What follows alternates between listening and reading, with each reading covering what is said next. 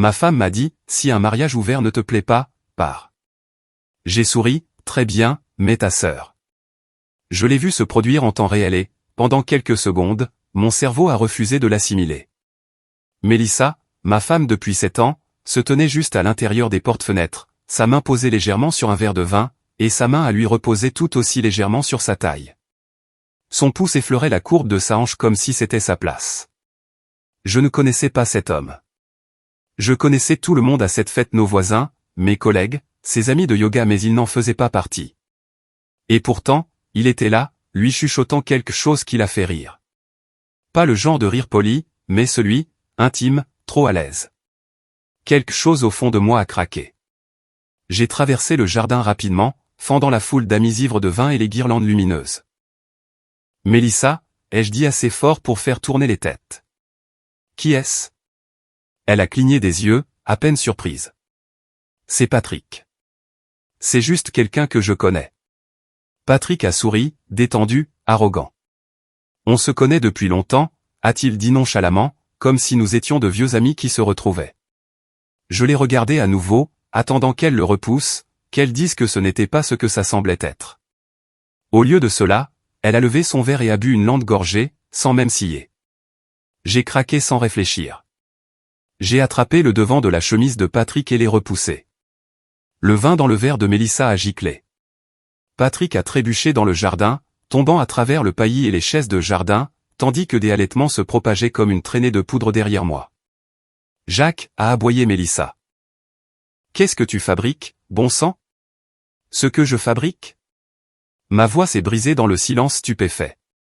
Je regarde ma femme laisser un étranger la peloter pendant que nos amis font semblant de ne pas remarquer. Patrick a levé les mains. Eh, mec, n'en fais pas toute une histoire. C'en est déjà une, ai-je grogné en m'avançant. Mélissa s'est interposée rapidement. Arrête. Tu agis comme un fou. Non, ai-je dit, la poitrine soulevée, les mains tremblantes. C'est toi qui l'as amené ici. C'est toi qui l'as laissé te toucher. C'est toi qui m'as ridiculisé dans ma propre maison. Son expression s'est tordue, mi-suffisante, mi-irritée. Ne sois pas dramatique. On a bu quelques verres. Il était amical. J'ai ri, amèrement. Amical. Il avait sa main sur toi comme s'il y payait un loyer. La foule à l'intérieur était maintenant complètement silencieuse. Je sentais leurs yeux sur nous. Certains faisant semblant de regarder ailleurs, d'autres simplement figés. Tu as toujours été si fragile, Jacques, a dit Mélissa, fort et lentement, comme si elle voulait que tout le monde l'entende. Chaque fois que quelqu'un me parle, tu penses que je couche avec lui. Peut-être que tu devrais te regarder un peu de temps en temps. Ça a fait mal. Trop mal. Je n'ai même pas trouvé de mots au début. Tu ne le nies pas, ai-je finalement dit, plus doucement maintenant. Tu ne fais que lancer des couteaux. La voix de Mélissa s'est adoucie. Parce que tu transformes tout en spectacle. J'en ai assez de m'excuser d'être désiré. J'ai regardé autour de moi. Les lumières, la nourriture, la compagnie polie que nous appelions autrefois nos amis. La vie que nous avions construite ensemble. Tout était en éclats. Je me suis retourné, j'ai traversé la foule et j'ai claqué la porte coulissante derrière moi. Les rires n'ont pas repris. La musique continuait de jouer, mais elle sonnait comme une blague maintenant. Je suis resté dans la cuisine, le cœur battant, écoutant l'écho de ce qui venait de se passer, attendant qu'elle suive, qu'elle arrange les choses, qu'elle dise quelque chose. Elle ne l'a pas fait. Elle a juste rempli son verre de vin. Et c'est là que j'ai su que tout ce que je pensais que nous avions était mort bien avant cette fête. Le café sentait exactement comme d'habitude. C'était le pire. La lumière du soleil filtrait à travers les lattes des stores en ses rayures familières sur le sol de la cuisine. La maison, maintenant calme et silencieuse, ne portait aucune trace du désastre de la nuit dernière, à l'exception de ce poids dans mon estomac. Mélissa se tenait pieds nus dans sa robe de chambre, le dos tourné vers moi, fredonnant doucement tout en remuant de la crème dans sa tasse, comme si nous n'avions pas juste déchiré notre mariage en deux devant 30 personnes. Les mêmes mains qui avaient agrippé un verre de vin pendant qu'un autre homme la touchait versaient maintenant calmement du sucre. Je l'ai regardée bouger et, pendant une seconde, je ne l'ai même pas reconnue. Elle s'est retournée et a surpris mon regard. Tu es levé tôt. Je n'ai pas répondu. Elle a posé une deuxième tasse devant moi. Sa voix était légère, trop légère. Toujours un sucre, pas de crème. Je n'y ai pas touché. Elle a souri, un sourire fin et répété. J'ai bu beaucoup trop de vin hier soir. C'était fou, hein? Fou. Ma voix est sortie basse, plate. C'est ton mot pour ça. Elle a soupiré et a levé les yeux au ciel, comme si c'était moi qui faisais traîner les choses. Oh, allez. Tu penses sérieusement qu'il se passait quelque chose? J'étais ivre, Jacques. Il m'a serré dans ses bras. Ce n'est pas la mer à boire. Tu as pété les plombs devant tout le monde. Je me suis appuyé contre le comptoir, les bras croisés. Tu l'as laissé te toucher comme ça. Tu as souri pendant qu'il le faisait. Mélissa a bu une gorgée de sa tasse et a haussé les épaules. Ça ne voulait rien dire. Je l'ai regardé fixement, cherchant sur son visage une lueur de culpabilité. N'importe quoi. Mais elle était illisible, froide, impeccable, en contrôle, comme si rien de tout cela n'avait d'importance. Pourquoi était-il même là? Ai-je demandé, bien que je sache déjà que je n'aimerais pas la réponse. Elle n'a pas hésité. Il était en ville. On se connaissait autrefois. Je suis tombé sur lui en début de semaine. Je l'ai invité à la dernière minute. C'est tout. Tu as invité un type de ton passé à notre fête à la maison sans me le dire. Je ne pensais pas que c'était important. Elle a haussé un sourcil, puis a souri comme si elle était dans le secret d'une blague que j'avais manquée. Jacques, tu surréagis. Tu fais toujours ça quand tu as l'impression de ne pas être le centre de l'attention. C'était encore là. Ce coup de couteau, net et silencieux. J'ai reculé. La cuisine semblait soudain plus petite, l'air plus épais. Tu ne le vois vraiment pas, n'est-ce pas? Ai-je dit doucement. Voir quoi? A-t-elle demandé en se servant plus de café. Que je ne suis pas stupide, et que j'en ai fini de faire semblant. De ne pas voir à travers toi. Ça l'a prise au dépourvu, juste une seconde. Sa main s'est arrêtée en plein versement. Puis le masque est revenu en place. Elle s'est appuyée contre l'îlot et m'a regardé comme si elle évaluait un étudiant qui n'avait pas étudié. Tu dois laisser tomber, a-t-elle dit. Tu transformes quelque chose d'inoffensif en feuilleton. Je l'ai étudié. Cette femme avec qui j'avais construit une vie. J'avais l'habitude de croire qu'elle ne me mentirait jamais. Que quoi que nous affrontions, nous l'affronterions ensemble. Mais cette version d'elle, celle qui se tenait en face de moi maintenant, calme et dédaigneuse. Ce n'était pas ma femme. Du moins, pas celle que j'avais épousée. Elle est passée devant moi en direction du couloir, sa tasse à la main, lançant par-dessus son épaule, sérieusement, chérie, détends-toi. Tu vas te faire une crise cardiaque. Je suis resté là longtemps après qu'elle ait disparu dans le couloir. Elle ne s'est pas excusée. Elle n'a pas demandé si j'allais bien. Elle n'a même pas fait semblant de se soucier de mon humiliation. Et cela m'a tout dit. Pas sur l'homme de la fête, mais sur elle. Tout ce que je pensais qu'il nous restait était déjà en train de pourrir de l'intérieur. Et maintenant, je devais décider de ce que j'allais faire. 17h04, je ne supportais plus le silence. Je n'ai même pas dit à Mélissa où j'allais. J'ai juste attrapé ma veste et mes clés, marmonné quelque chose de vague comme « j'ai besoin de me vider la tête » et je suis sorti. Elle n'a pas demandé, n'a pas suivi. Le centre-ville d'Austin était encore baigné de soleil. Ce genre de lueur de fin d'après-midi qui me donnait autrefois un sentiment d'ancrage. Maintenant, cela donnait juste l'impression que tout était trop brillant, trop exposé. J'ai fini chez Tobiness, un bar miteux niché entre un prêteur sur gage et un magasin de disques abandonné. Notre ancien repère. Le genre d'endroit avec des banquettes en cuir craquelé, des tables collantes et de la bière bon marché qui avait un goût de nostalgie. Chris était déjà là. Mon meilleur ami depuis l'université. Il a levé les yeux quand je me suis approché, déjà à mi-chemin de son premier verre. On dirait que quelqu'un a fait marche arrière sur ton chien. Je me suis assis lourdement. Tu n'as pas idée. Il m'a fait glisser une bouteille. Raconte. Alors, je lui ai tout raconté. L'étreinte, le sourire narquois, la fête, le lendemain matin. Chris n'a pas interrompu, il a juste écouté, son front se plissant de plus en plus à chaque détail. Au moment où j'ai atteint la partie où elle m'a dit de me détendre, il serrait son verre si fort que j'ai cru qu'il allait se briser. Mon Dieu, Jacques, a-t-il finalement dit en secouant la tête. Et elle ne fait même pas semblant d'être désolée. Elle pense que j'en fais tout un plat. Chris a laissé échapper un rire bas, plein d'incrédulité. Laisse-moi te demander quelque chose, mec. Si tu avais fait ça, si tu avais touché une autre femme comme ça à ta propre fête, que penses-tu que Mélissa aurait fait? Elle aurait appelé les flics. Exactement.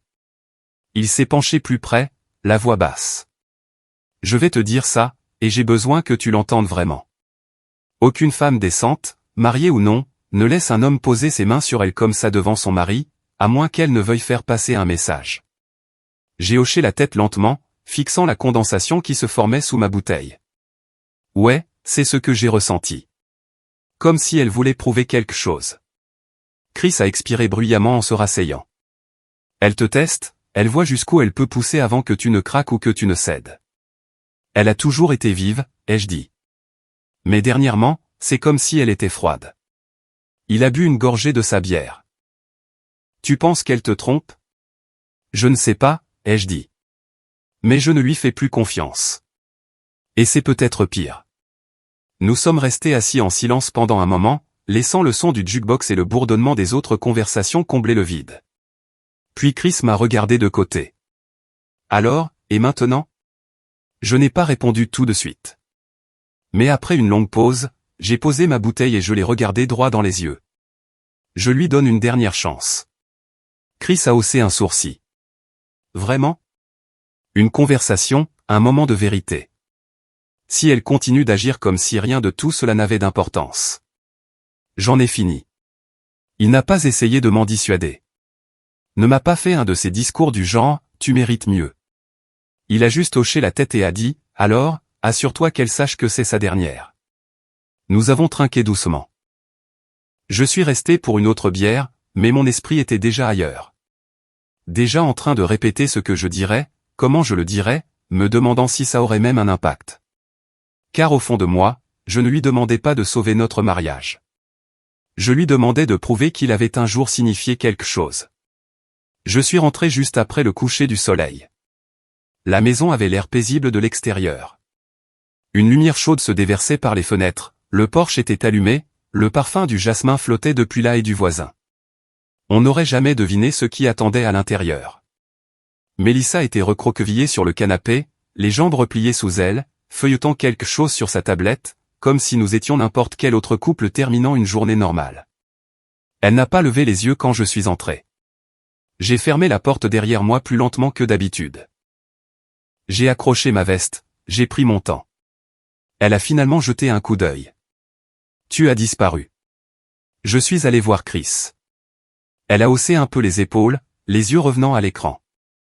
Je m'en doutais.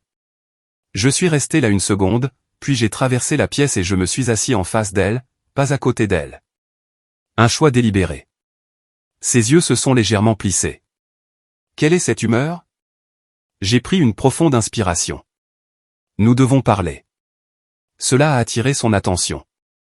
Elle s'est redressée, a mis la tablette de côté. D'accord.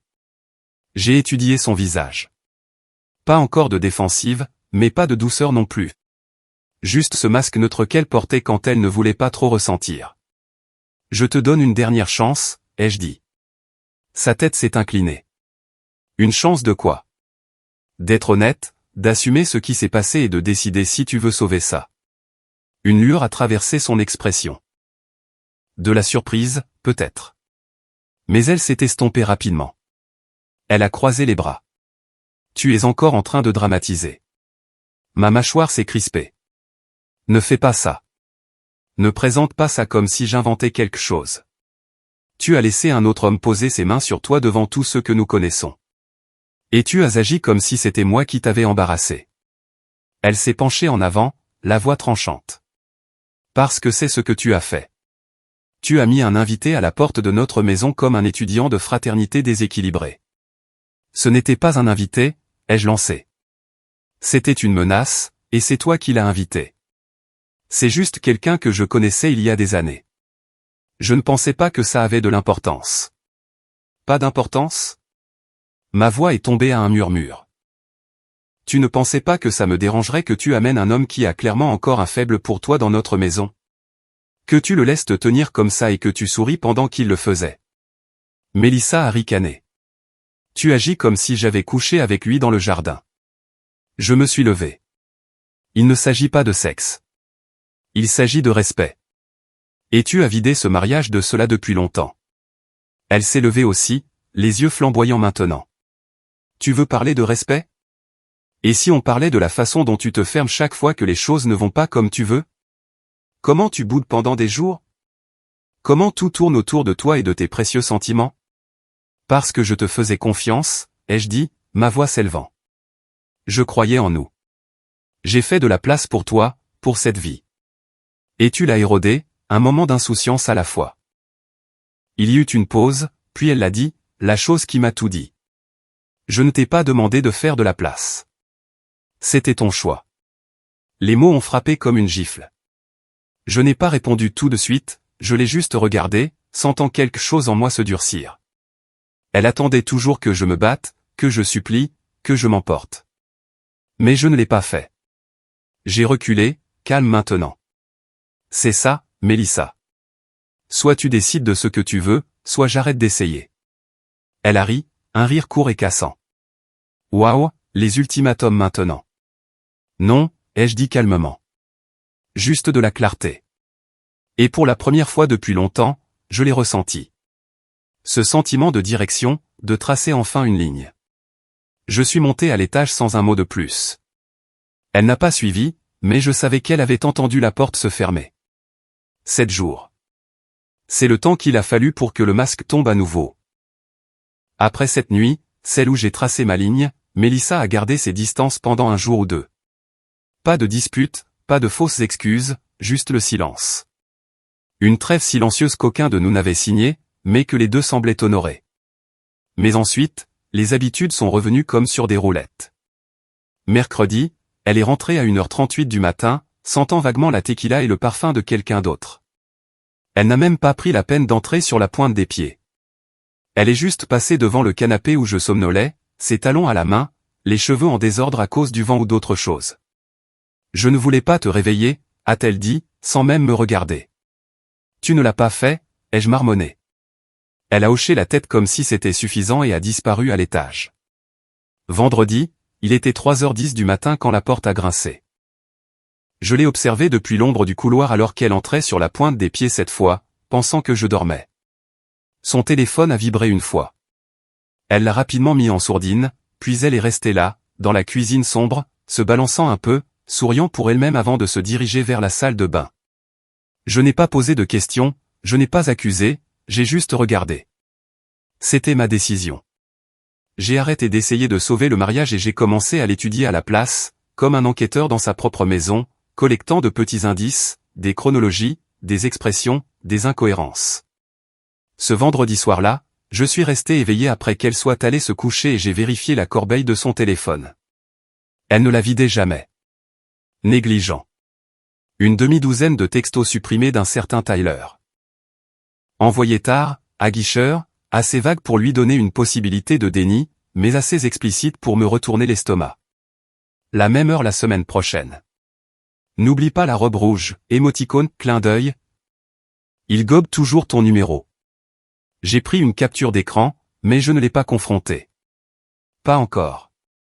Samedi matin est arrivé et Mélissa s'est déplacée dans la cuisine comme si l'air lui appartenait. Faisant des smoothies, fredonnant une chanson pop qu'elle n'aimait pas avant, habillée bien trop bien pour un brunch entre amis. J'étais assis à l'îlot de la cuisine, sirotant un café, parlant à peine. Elle n'a pas remarqué, ou a fait semblant de ne pas remarquer. Quoi qu'il en soit, elle était partie 15 minutes plus tard, ses talons claquant sur les marches du Porsche, le téléphone déjà collé à son oreille avant que la porte ne se referme derrière elle.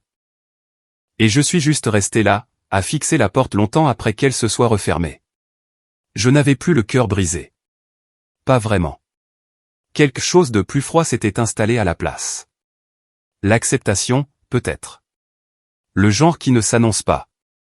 Elle emménage simplement, fait une valise silencieuse de vos vieux espoirs, et attend dans le couloir que vous la remarquiez enfin. Ce soir-là, je suis de nouveau resté à la maison, seul sur le canapé, ne l'attendant pas, juste regardant. regardant ma propre patience s'écouler comme la dernière goutte de vin dans un verre laissé intact. Et pour la première fois depuis des années, je ne me sentais pas impuissant. Je me sentais alerte. Je n'avais pas parlé à Emily depuis près d'1 an. La dernière fois que je l'avais vue, c'était à Thanksgiving. Elle avait apporté une sorte de gratin douteux et s'était présentée en jean déchiré avec un eyeliner assez épais pour déclarer la guerre. Melissa chuchotait des critiques à son sujet derrière des serviettes. La qualifiant d'immature, d'irresponsable. Elle n'a jamais grandi, avait-elle dit plus d'une fois. Mais en ce moment, je ne voulais pas de perfection.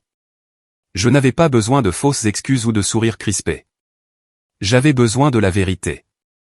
Alors, je lui ai envoyé un texto. On peut parler? Juste un café. Sans drame.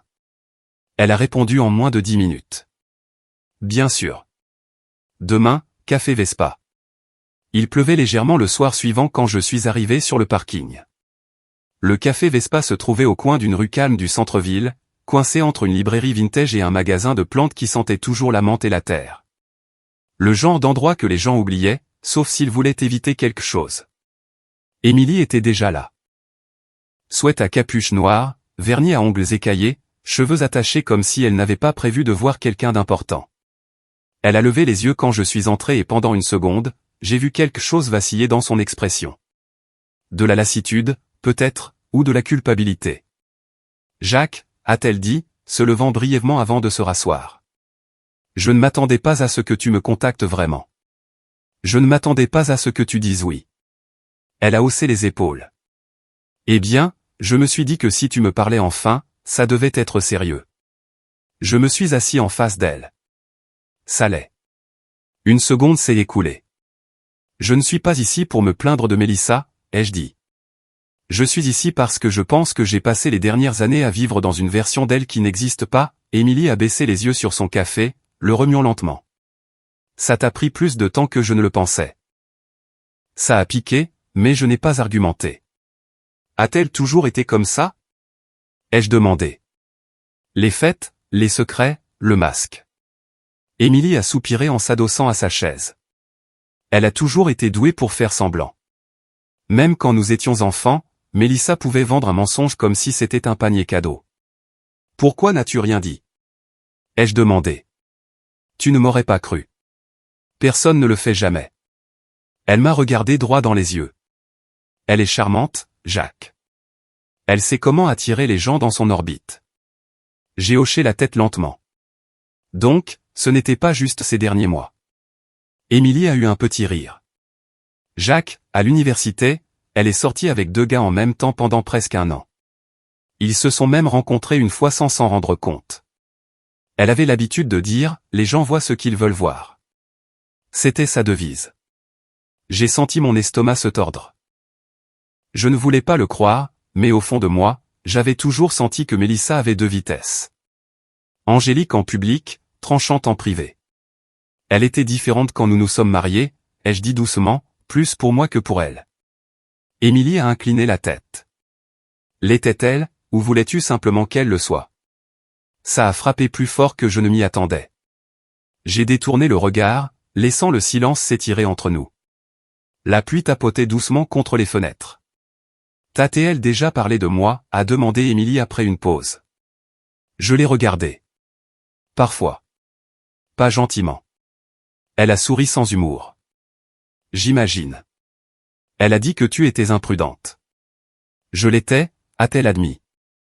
Mais au moins, j'étais honnête à ce sujet. Melissa est imprudente avec les gens, avec les émotions, avec la confiance. Elle le cache juste mieux. Je l'ai observé un moment, essayant de concilier cette version du passé de Melissa avec la femme avec qui j'avais partagé une maison pendant 7 ans. La femme qui m'envoyait des selfies à l'heure du déjeuner, qui s'endormait la tête sur ma poitrine en chuchotant, ne change pas, j'ai l'impression d'être un idiot, ai-je admis. Emily a tendu la main et a touché légèrement mon poignet, mais fermement. Tu ne le haises pas. Tu as juste aimé la version d'elle qu'elle voulait que tu vois. Il n'y avait aucun jugement dans sa voix, juste de l'honnêteté. Nous sommes restés assis là un peu plus longtemps, le silence plus confortable cette fois. Finalement, je me suis levé.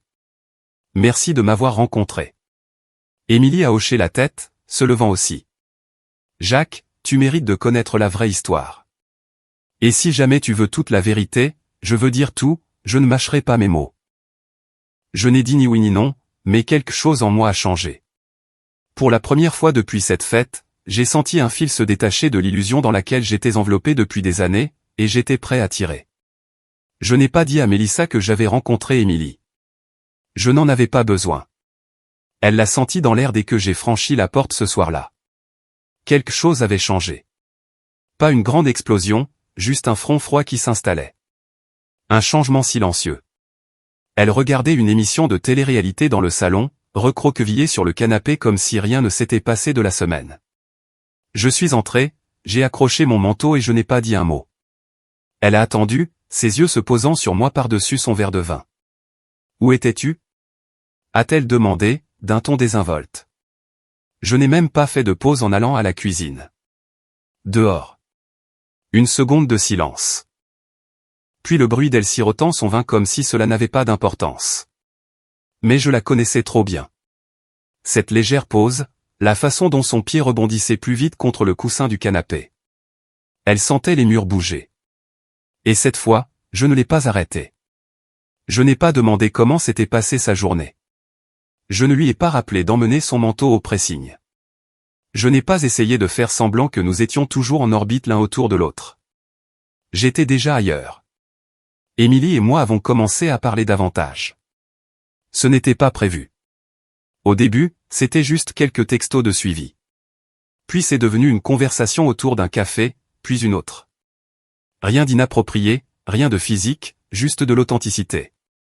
Elle avait une énergie différente. Honnête, même quand ça piquait.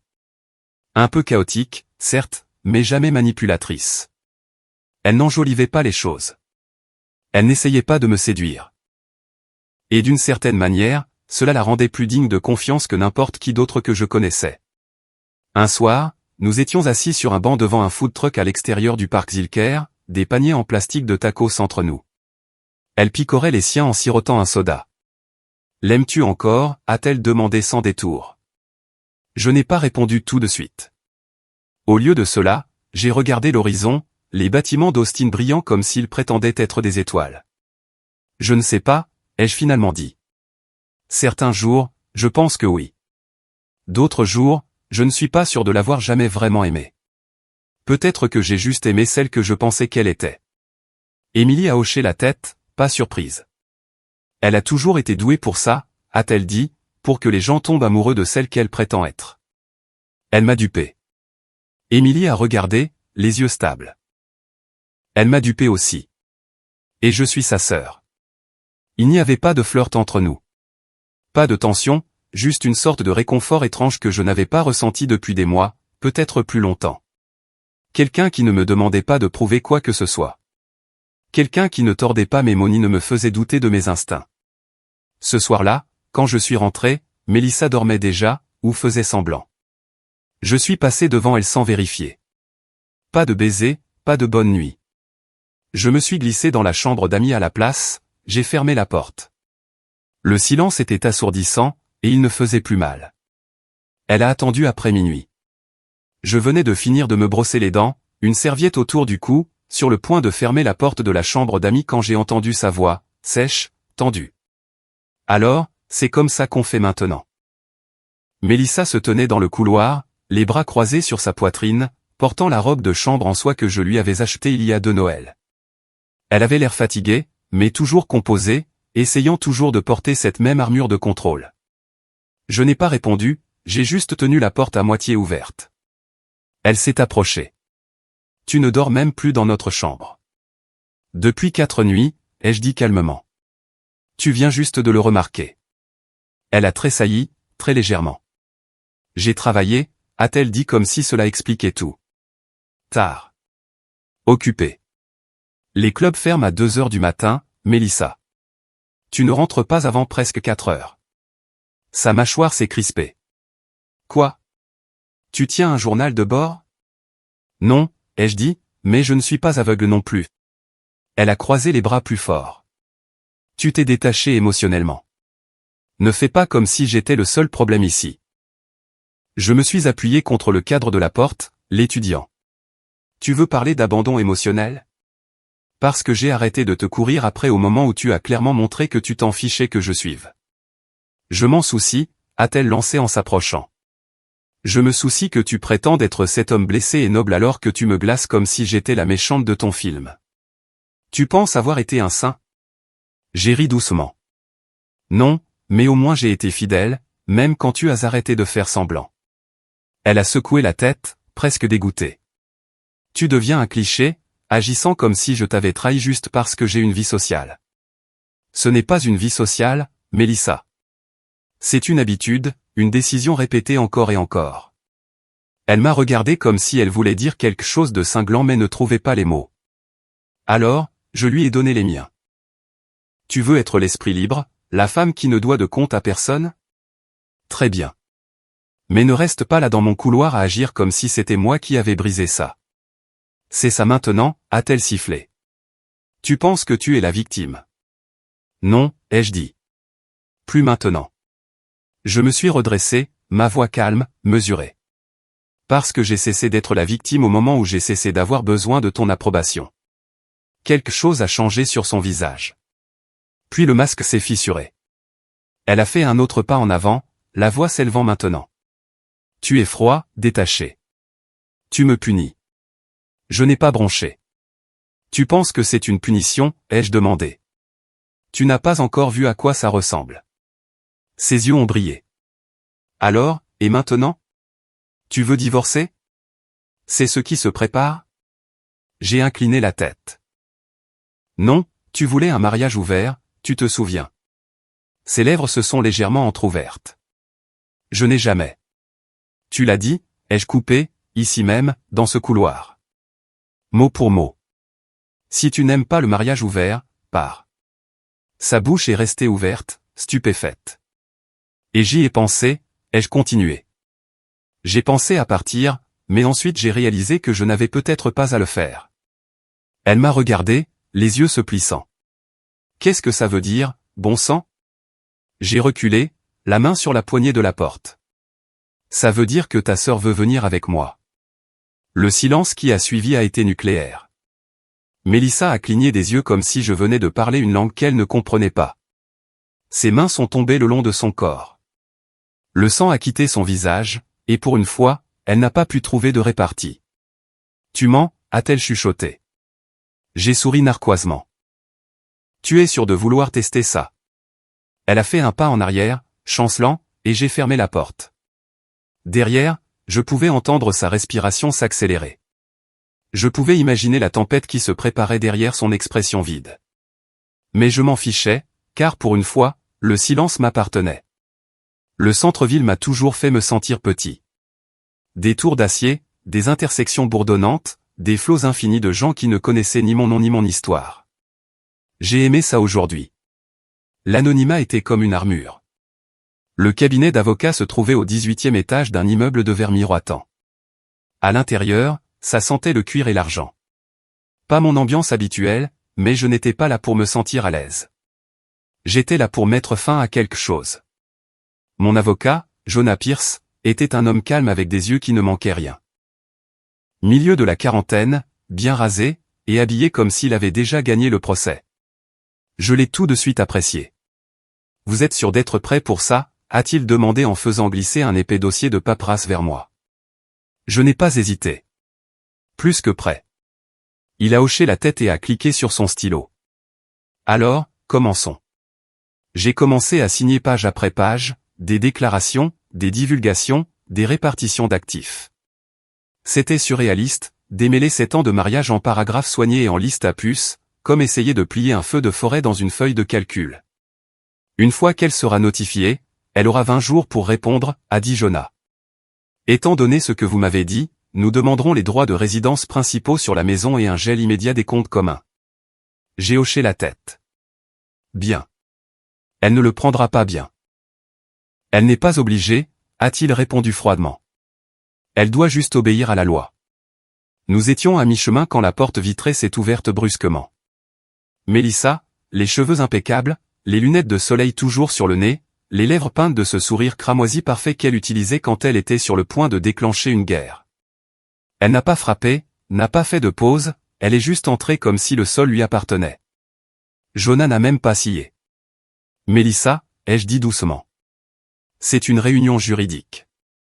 Oh, je sais, a-t-elle dit, sa voix chantonnante et tranchante. J'ai vu l'email. Tu as oublié que nous partageons le même compte cloud. Génial. Jonah a levé les yeux lentement. Madame, je vais vous demander de partir. Oh, j'en suis sûr, a-t-elle dit en posant son sac de créateur sur le bureau comme une déclaration de guerre. Mais pas avant d'avoir dit quelque chose. Elle s'est tournée vers moi. En pleine représentation maintenant. Tu penses que tu vas me faire passer pour une fêtarde qui a ruiné ta petite vie parfaite? Vraiment? Toi, le gars qui n'a même pas pu garder mon attention pendant une année entière? Je n'ai rien dit. Tu veux me traîner en justice et pleurer sur la loyauté? Tu vois ma sœur, Jacques. Ma sœur. Tu ne le nies même pas, Jonah a calmement fait un geste vers le coin de la pièce. Elle s'est figée, a suivi son regard. Caméra au plafond, petite, subtile, clignotant en rouge. Le visage de Mélissa a légèrement pâli. Nous enregistrons toutes les réunions avec les clients, a dit Jonas. Pour la précision et la protection. Silence. Je vous suggère d'arrêter maintenant, a-t-il ajouté doucement, avant que vous ne disiez quelque chose que nous ne pouvons pas désentendre dans une salle d'audience. Mélissa a regardé entre nous, d'abord Jonah, puis moi. Sa bouche s'est ouverte, puis s'est refermée, et pour une fois, elle avait l'air exactement de ce qu'elle ne s'était jamais permis d'être, incertaine. Elle a attrapé son sac sans un mot de plus et est sortie en trombe, ses talons claquant sur le carrelage. Jonah s'est adossé, l'expression illisible. Elle vient de faciliter notre affaire. J'ai baissé les yeux sur les papiers et j'ai signé la page suivante sans ciller. Les salles d'audience ne sont pas faites pour l'émotion. Elles sont faites pour la structure. Mur beige, banc poli, lumière fluorescente fatiguée. Un endroit où la passion semble être un inconvénient. Mais ce jour-là, l'émotion remplissait chaque centimètre carré. Mélissa était assise en face de moi dans un blazer bleu marine qu'elle pensait probablement la faire paraître plus épouse que femme fatale. Les cheveux attachés, pas de rouge à lèvres. Elle ressemblait à une femme qui essayait de jouer un rôle, un qui ne lui allait plus. Le juge, un homme grand aux yeux lourds et peu patient, s'est raclé la gorge. Cette audience concerne la dissolution du mariage entre Jacques Alden et Mélissa Alden. Nous commencerons par la division des biens et les preuves contestées. L'avocate de Mélissa, une femme d'une trentaine d'années avec l'énergie de quelqu'un payé trop cher pour s'en soucier, a commencé par une approche douce. Votre honneur, ma cliente demande une division équitable de tous les biens, y compris la résidence principale. Elle maintient qu'elle n'était pas au courant de toute procédure de divorce formelle jusqu'à récemment et souhaite résoudre cela sans hostilité. J'ai presque ri. Puis Jonah s'est levé. Votre honneur, nous soumettons des séquences vidéo et un témoignage verbal d'une intrusion documentée lors d'une réunion juridique confidentielle. Mon client a été verbalement attaqué par la défenderesse, qui a admis des actions qui suggèrent fortement un abandon émotionnel, l'infidélité et l'intention de manipuler l'issue de ce divorce. Le juge s'est penché en avant. Vous avez des preuves vidéo? Jonah a hoché la tête. Audio clair, horodaté. Enregistré sur les systèmes de sécurité de ce même bâtiment. Le visage de Mélissa a perdu sa couleur. Son avocate lui a chuchoté quelque chose d'urgent. Mélissa a secoué la tête et a chuchoté en retour, trop tard, trop agité. Le juge a fait un geste vers le bailli. Jouons la séquence. Cela a commencé avec Mélissa qui entrait en trombe. Sa voix aiguë, forte, familière. Tu penses que tu vas me faire passer pour une fêtarde qui a ruiné ta petite vie parfaite? Tu vois ma sœur, Jacques. Puis la voix de Jonah, calme et précise. Nous enregistrons toutes les réunions avec les clients pour la précision et la protection. Le silence a suivi. Dans la salle d'audience, dans la séquence, en Mélissa. Le juge s'est adossé. Eh bien, ça change les choses. Mélissa a bondi sur ses pieds. C'était un moment privé. Le juge ne l'a même pas regardé. Il a eu lieu lors d'une consultation juridique dans laquelle vous avez fait irruption. Vous avez fait ces déclarations volontairement. J'étais en colère. Vous ne pouvez pas utiliser ça. Vous n'êtes pas jugée pour votre caractère, Madame Alden, a-t-il dit froidement. Mais vous êtes responsable de vos paroles. Sa voix s'est brisée. Alors, ce n'est pas juste. Il ne peut pas s'en tirer avec tout juste parce que je me suis un peu amusé. Jonah a haussé un sourcil. Le juge a frappé le marteau une fois. Assez. Sur la base des preuves et de ses propres déclarations, le tribunal accorde la pleine possession de la résidence conjugale à M. Alden, ainsi que la priorité dans le contrôle des actifs, en attendant un examen plus approfondi. Mélissa s'est tournée vers moi, les yeux écarquillés d'incrédulité. Tu ne peux pas être sérieux, Jacques. Dis-leur que tu ne veux pas de la maison. Dis-leur que ce n'est pas qui tu es. Je l'ai regardé et je n'ai rien ressenti. Pas de colère, pas de triomphe, juste du soulagement. Non, ai-je dit, c'est exactement qui je suis maintenant. Elle s'est assise lourdement, les lèvres tremblantes, le mascara coulant sous ses yeux. Son avocate a posé une main douce sur son bras, mais c'était fini. Il n'y avait plus rien à réparer. Dehors, l'air était vif, plus vif qu'il n'en avait le droit. Jonah m'a tapé sur l'épaule. Profite de ta paix, Jacques. Tu l'as mérité. J'ai hoché la tête, silencieux, absorbant encore. Ce n'était pas de la vengeance. Ce n'était même pas une victoire. C'était de la clarté. Et c'était suffisant. La maison semblait plus grande maintenant. Peut-être parce qu'elle était enfin silencieuse. Pas de talons claquant sur le sol à 2 heures du matin. Pas de rire forcé résonnant depuis la cuisine. Pas de dispute planant dans l'air comme de la fumée. Juste de l'espace, juste du calme. Je me tenais sur le patio arrière, un verre de vin à la main, regardant le ciel se fondre dans le crépuscule. Le jardin était en friche. Les meubles de patio portaient encore la poussière de l'inutilisation, mais rien de tout cela n'avait d'importance. C'était de nouveau à moi. Tout.